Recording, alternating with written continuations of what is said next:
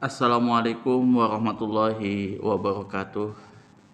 Innal hamdalillahi nahmaduhu wa nastaghfiruhu wa na'udzu billahi min syururi anfusina wa min sayyiati a'malina. May yahdihillahu fala mudilla lahu wa may yudlil fala hadiyalah. Asyhadu an la ilaha illallah wahdahu la syarikalah wa asyhadu anna Muhammadan abduhu wa rasuluh. Allahumma sholli ala sayidina Muhammad wa ala ali sayidina Muhammad kama sholaita ala sayidina Ibrahim wa ala ali sayidina Ibrahim wa barik ala sayidina Muhammad wa ala ali sayidina Muhammad kama barakta ala sayidina Ibrahim wa ala ali sayidina Ibrahim fil alamin innaka Hamidum Majid. Rabbi shrah li sadri wa yassir li amri wahlul 'uqdatam min lisani yafqahu qawli. Amma ba'du. Hadirin hadirat jamaah kaum muslimin wal muslimat yang dirahmati oleh Allah Subhanahu wa taala. Nah, kali ini kita akan membahas tentang hadis nomor 113. Oh ya, yang kemarin saya ralat itu cuman peletakan nomornya aja. Sebenarnya dia perbedaan kitab Bulughul Maram yang satu dengan yang lainnya itu perbedaan peletakan nomor. Itu saja sih yang beda di setiap percetakan-percetakan kitab. Seperti halnya kayak kitab Sahih Bukhari, kemudian Sahih Muslim, Sunan Abu Dawud dan lain sebagainya, itu ada banyak perbedaan di situ, tapi inti dari isinya tidak jauh berbeda, tetap sama. Nah, di sini kita akan membahas tentang apakah seorang mu'alaf, seorang yang sudah yang tadinya kafir, kemudian wajib mandi. Nah, di sini akan dibahas tentang hukumnya. Contoh kayak misalkan Deddy Corbuzier, ya kan, yang kemarin sempat viral, kemudian dia masuk Islam. Nah, setelah dia membaca syahadat, apakah dia wajib mandi apa tidak? Nah, di hadis ini nanti dibahas. Hadis ini diriwayatkan dari sahabat Rasulullah Abu Hurairah radhiyallahu an. Nah, kalau orang kayak orientalis, misionaris kayak gitu, dia menghujam agama Islam itu dari dua orang tokoh Islam yang masyhur, ya. Salah satunya Abu Hurairah dan Az-Zuhri. Kalau misalkan Abu Hurairah ini kena, maka ada banyak ilmu hadis-hadis Rasulullah yang hilang. Itu makanya selalu para ulama hadis itu menjaga salah satunya dua orang tokoh ini, Abu Hurairah dan Az-Zuhri. Az-Zuhri itu adalah salah satu tangan kanan Khalifah Umar bin Abdul Aziz kala menyusun, membukukan kitab-kitab hadis-hadis seperti itu. Jadi di zaman Khalifah Umar bin Abdul Aziz, karena periwayatan sudah matang, kemudian sudah tercetak, Al-Quran sudah tercetak dengan rapi, sudah bisa dibedakan. Kemudian Umar bin Abdul Aziz mengambil inisiatif bahwasanya hadis itu disusun rapi, ya, kodifikasi sebagaimana halnya Al-Quran. Gitu. Jadi enak orang belajar ilmu hadis. Kemudian Al-Imam Suyuti di situ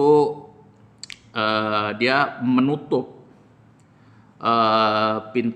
celah bagi orang yang memalsu hadis, di mana hadis yang tidak ada di dalam kitab-kitab asal hadis, maka itu sudah salah satu ciri hadis itu maudhu. Itu. Jadi dia contoh kayak misalkan di kitab apa itu, Duratun Nasihin. Nah itu hati-hati.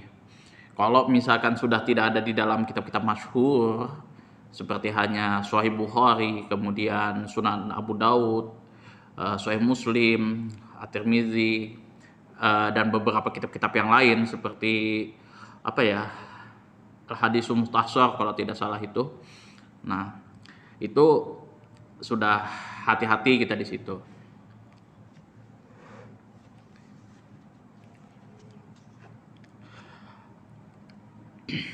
Wa an Abi Hurairah radhiyallahu anhu fi qissati Sumamah ibnu Usalin indama aslama wa amarahu nabiyyu sallallahu alaihi wasallam ayyagtasila, rawahu Abdul Razzaq wa asluhu muttafaqun alaih. Wa Nabi Hurairah radhiyallahu an, dari Abu Hurairah semoga Allah meridhoinya, fi qissati Sumamah, pada kisah Sumamah bin Usalin ibni Usalin bin Usalin, aindama, ketika tak kala, aslama, Sumamah bin Usalin ini masuk Islam, wa amarahun nabiyyu, maka Nabi Rasulullah SAW di sini memerintahkan kepada Sumamah ayyaltasila, supaya untuk mandi. Rawahu Abdul Razzaq, diriwayatkan oleh Abdul Razzaq, wa asluhu, yang mana asal dari hadis ini adalah muttafaqun alaih,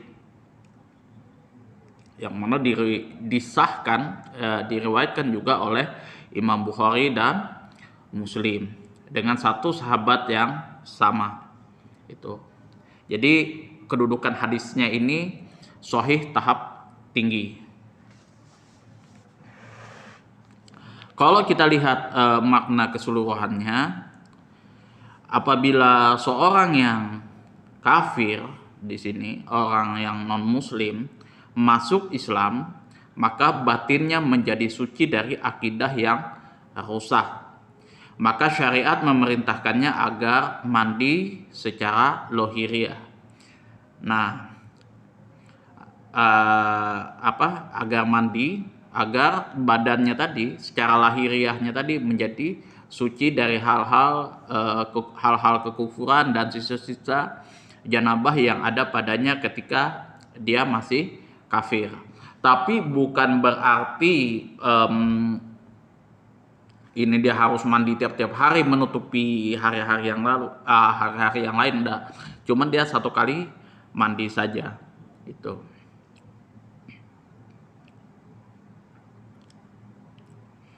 Jadi untuk pada saat dia masuk Islam saja kayak gitu. Jadi cuma satu kali mandi pas pada saat dia masuk Islam untuk membersihkan hal-hal kekufurannya tadi dan sisa-sisa janabah yang ada ketika dia masih kafir. Jadi misal contoh kayak yang kayak misalkan Deddy Corbuzier kayak gitu kan. Nah, ketika dia sudah masuk Islam, nah, maka dia diperintahkan untuk mandi. Tujuannya ialah agar ia bersiap-siap melakukan ibadah dengan lahir dan batin suci, serta ibadah lahir dan batin yang suci, serta keyakinan dan amal yang suci pula. Jadi kalau misalkan di luar dari ajaran agama Islam kan tidak sedetail yang ada di dalam agama Islam. Jadi kalau kita pasti sudah yang pertama babu toharoh, itu mesti sebelum menunaikan ibadah-ibadah yang lain.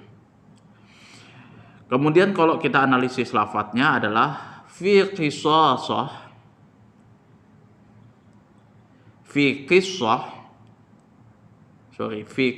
di sini adalah kisah yang dimaksudkan bahwa Rasulullah SAW mengirimkan pasukan berkuda ke arah Najd pada waktu itu. Lalu pasukan itu membawa tawanan seorang lelaki dari kalangan tokoh besar Bani Hanifah yang dikenal dengan nama Sumamah ibnu Asal.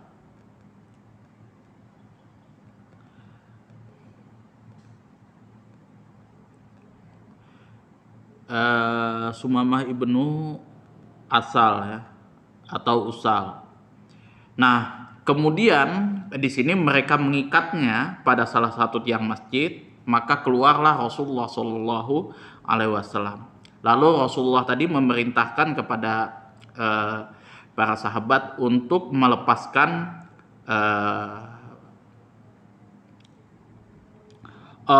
bukan. Lalu Rasulullah bersabda di sini, lepaskanlah Sumamah. Jadi Sumamah ini dilepaskan. Kemudian Sumamah pergi ke kebun kurma yang berdekatan dengan masjid. Lalu berdekatan dengan masjid, lalu mandi. Sesudah itu dia masuk ke dalam masjid dan mengucapkan kalimat syahadat, yaitu asyhadu alla ilaha illallah wa asyhadu anna muhammadar rasulullah. Nah, Sumamah di sini adalah Sumamah ibnul Asal, ibnu Maslamah, ibnu Ubaid, ibnu Sa'labah, ibnu Yarbu, ibnu Sa'labah, ibnu Du'al, ibnu Hanifah, ibnu Lujaim al-Hanafi al-Yamani. Itu nama panjangnya Sumamah ibnu Asal, pemimpin dari penduduk Yamamah. Maka ia ditawan Rasulullah, kemudian dilepaskan dan masuk Islam serta berlaku baik dengan Islam. Dan dia tidak ikut-ikutan murtad dari sebagian penduduk Yamamah yang murtad pada kala itu oleh Musailamah al-Kadzab. Jadi dulu di zaman Rasulullah, ketika Rasulullah itu menerima wahyu, sudah menjadi diangkat menjadi Rasul, Musailamah al-Kadzab ini sudah mulai bertentangan dengan Rasulullah waktu itu.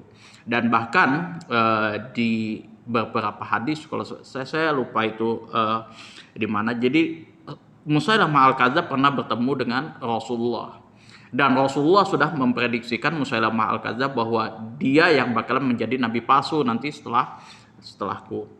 Jadi pada waktu itu Musailamah al-Kadzab menawarkan sesuatu lah kepada Rasulullah waktu itu, dan Rasulullah menolak tawarannya Musailamah al-Kadzab. Dan Rasulullah pada waktu itu bermimpi, mengatakan, kau itu seperti seseorang yang aku lihat dalam mimpiku. Lalu Rasulullah pergi. Nah, jadi ada sahabat yang menafsirkan bahwa Rasulullah itu mimpi, ya kalau tidak salah itu melihat ini, di tangannya itu ada 2 gelang emas, yang mana Rasulullah itu takutlah dengan hal itu. Nah, kemudian ditafsirkan bahwa 2 gelang emas yang ditakutkan oleh Rasulullah itu, ya salah satunya adalah Musailamah al-Kadzab, yang mana dia menjadi nabi palsu setelah Rasulullah SAW. Dan orang Yaman waktu itu, Yamamah, banyak yang murtad kecuali Sumamah ibnu Asal. Ia ditawan Rasulullah SAW, kemudian dilepaskan, ya seperti itu. Nah, dan tetap pada keteguhan hatinya, itu taat, karena pada waktu itu di zaman Umar, Abu Bakar itu sudah mulai pembangkangan orang-orang yang murtad di kalangan orang Yamamah, penduduk Yamamah. Syariah bin Syawaril Masjid, salah satu tiang yang ada di dalam masjid itu. Jadi kalau mungkin ini hadis yang lebih lengkapnya itu ada Syariah bin Sawarikil Masjid. Jadi tiang yang ada di dalam masjid. Nah di situ Sumamah waktu itu diikat, ditahan. Fikih hadisnya adalah disyariatkan mandi bagi orang yang baru masuk Islam. Para ulama berbeda pendapat sehubungan dengan masalah ini. Nah, Imam Ahmad mewajibkan mandi berdasarkan dari pengertian lahiriah hadis yang sudah ada. Kalau misalkan Imam Malik dan Imam Syafi'i mewajibkannya pula bagi orang yang mempunyai jinabah. Kalau misalkan Imam Ahmad, kalau dia dia masuk Islam maka wajib mandi. Istilahnya mau itu dia dalam posisi junub atau tidak, itu tidak ada masalah. Pokoknya dia wajib mandi. Nah, kalau Imam Malik dan Imam Syafi'i kalau misalkan dia dalam posisi jenabah itu ketika kafir maka dia wajib mandi. Itu baik dia telah mandi ataupun belum. Jadi ini ada sisi perbedaannya. Kalau misalkan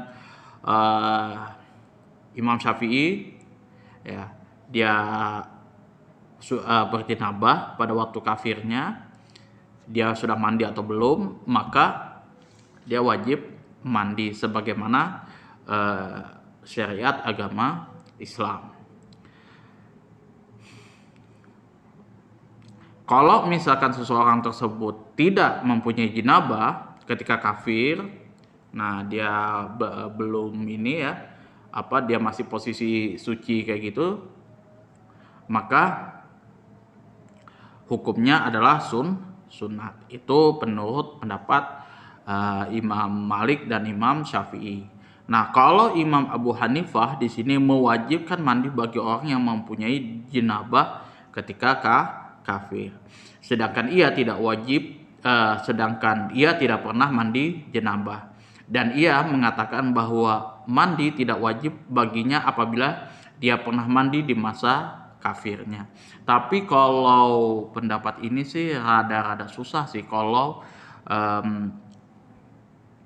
misalkan dia pernah mandi di masa kafirnya. Tapi sih ini yang biasa mandi umum, bukan mandi yang sesuai dari syariah agama Islam. Kalau syariah agama Islam itu mulai dari ujung rambut sampai ujung kaki dia harus mandi dan mengalir. Kemudian juga di situ ada niat juga dan lain sebagainya. Nah, itu yang berbeda. Perawi hadisnya adalah di sini Abdul Razak, ialah Hafizul Kabir. Jadi kalau misalkan hafiz di sini kalau dalam ilmu hadis adalah orang yang menguasai yang hafal berapa kalau tidak 1 juta atau berapa itu hadis yang dia hafal beserta perawi-perawinya, sanad-sanadnya. Kemudian juga seorang hafiz ini biasanya juga dia tahu tentang ulumul Quran, ulumul hadis. Jadi yang namanya perawi itu tidak semuanya dia ahli dalam bidang hadis. Ada yang hanya bisa meriwayatkan seperti itu. Nah, Abdul Razak di sini dia gelarnya adalah Hafizul Kabir. Jadi dia adalah orang ahli hadis yang terkemuka, yang memang tersohor. Nama aslinya adalah Ibnu Hammam Asy-Sya'ni. Ibnu Hammam Asy-Syan'ani. Nah, ini kalau misalkan orang-orang hadis pasti tahu Ibnu Hammam Asy-Syan'ani. Ia memiliki banyak karya tulis. Yang paling terkenal ialah kitab Musnadnya. Jadi Abdul Razak ini, dan di sini Imam Ahmad, Imam Ishaq, dan Ibnu Ma'in, Yahya bin Ma'in di sini telah mengambil riwayat daripadanya. Jadi juga berguru kepada Abdul Razak Ibnu Hammam As-San'ani. Itu. Jadi kalau yang namanya sudah sekelas Imam Ahmad, kemudian Imam Ishaq dan Yahya bin Ma'in, Ibnu Ma'in ini adalah kerabat, bukan kerabat sih, teman dekatnya Imam Ahmad bin Hambal. Nah, kalau kita baca sejarahnya Yahya bin Ma'in ini, beliau punya 1 juta dirham, 1 juta 1 juta dirham, yang mana dia pada waktu itu mendapatkan 1 juta dirham dari warisan bapaknya. Pada waktu itu habis dia keluarkan untuk mengabdi dalam bidang ilmu hadis. Jadi dia meriwayatkan hadis, mencari hadis-hadis seperti itu. Itu salah satu perjuangan ulama-ulama ahli hadis yang dilakukan seperti halnya Yahya bin Ma'in. Jadi yang namanya kita membaca hadis, berinteraksi dengan hadis, itu memang betul-betul harus didalami betul-betul, tidak bisa sembarangan, karena para ulama-ulama hadis seperti saya yang ceritakan sebelum-sebelumnya itu mengeluarkan modal yang tidak sedikit untuk belajar ilmu hadis, meriwayatkan hadis, mengecek lagi sanad-sanadnya seperti itu. Itu nggak gampang. Az-Zahabi mengatakan bahwa ia telah dianggap siqah bukan hanya oleh seorang ulama, dan hadisnya sudah diketengahkan, dicatat di dalam kitab-kitab sahih, dan dia termasuk orang yang berilmu pengetahuan luas, yang mana beliau ini wafat pada tahun 211 Hijriah. Ini Abdul Razak. Jadi kalau misalkan teman-teman ada yang sudah belajar Rijalul Hadis, nah kalau Rijalul Hadis itu cakupannya luas. Di situ ada biografi. Nah, kita bisa belajar mengambil hikmah-hikmah daripada periwayat-periwayat hadis. Seperti Yahya bin Ma'in. Nah, salah satu contoh ini, kalau misalkan dulu ya seperti halnya ulama hadis itu, kalau dia mengecek gurunya, ya terutama gurunya yang sudah tua kayak gitu, dia cek. Nah, ini salah satu metode yang dilakukan oleh Yahya bin Ma'in. Nah, Yahya bin Ma'in ini dia ngetes gurunya. Pada waktu itu gurunya selesai sholat ya gitu, dia masukkan lembaran hadis ke kitab gurunya. Waktu itu dia mau ngecek nih, gurunya masih ingat nggak dengan hadis-hadis yang ada di kitabnya. Itu pada waktu Yahya bin Ma'in ini, pada waktu gurunya di situ ada Imam Ahmad bin Hambal, kemudian murid-murid yang lain, salah satunya Yahya bin Ma'in waktu itu duduk. Jadi sudah selesai sholat apa segala macam, dia bukalah kitabnya. Gurunya ini buka kitab, 1, 2, dia buka, kok ini ada yang lain ini. Gurunya sudah mengercitkan dahi sudah waktu itu. Ini kayaknya bukan hadis dari aku, kata gurunya. Dia cek lagi muridnya. Ini Warok. Waktu dia lihat Imam Ahmad bin Hambal waktu itu, ini Warok, ini jujur. Yahya bin Ma'in ini pasti yang punya kerja. Waktu itu gurunya langsung nerjang Yahya bin Ma'in. Yahya bin Ma'in ini salah satu tokoh ulama hadis yang bukan calang-calang. Dia memang juga tokoh hadis besar. Temannya Imam Ahmad bin Hambal. Jadi Yahya bin Ma'in dengan Imam Ahmad bin Hambal ini selalu kalau tidak salah itu ya istilahnya sejoli lah, seperti itu. Sama halnya dengan Al-Imam Syafi'i dengan Al-Mazani, itu sahabat dekat. Makanya kalau orang-orang dari kalangan Hambali, dari Imam Ahmad bin Hambal, itu ciri khas dari mereka itu orang-orang memang ahli hadis. Makanya Imam Syafi'i mengatakan kepada Imam Ahmad bin Hambal, kalau misalkan ada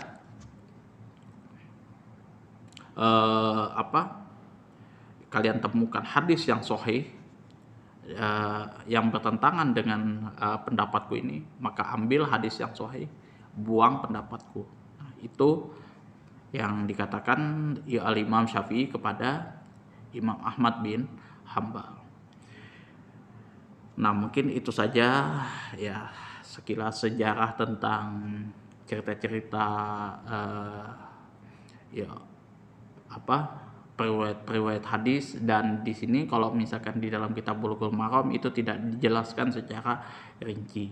Nah, itu bisa dicek oleh teman-teman di dalam kitab-kitab hadis, ilmu hadis. Salah satunya adalah Rijalul Hadis. Nah, di situ teman-teman bisa tahu lah latar belakang kisah-kisah tentang ulama-ulama ahli hadis, mulai dari kecilnya sampai dia besarnya. Itu saja yang dapat saya sampaikan. Kurang dan lebihnya saya mohon maaf yang sebesar-besarnya. Kalau ada kesalahan, teman-teman bisa nanti kasih masukan, teguran di kolom komentar. Teman-teman bisa kasih masukan lah, bebas untuk berkomentar, berpendapat, selama teman-teman bisa membuktikan, ya, bisa membuktikan, nanti kita bisa bahas bersama-sama. Akhirul kalam, assalamualaikum warahmatullahi wabarakatuh.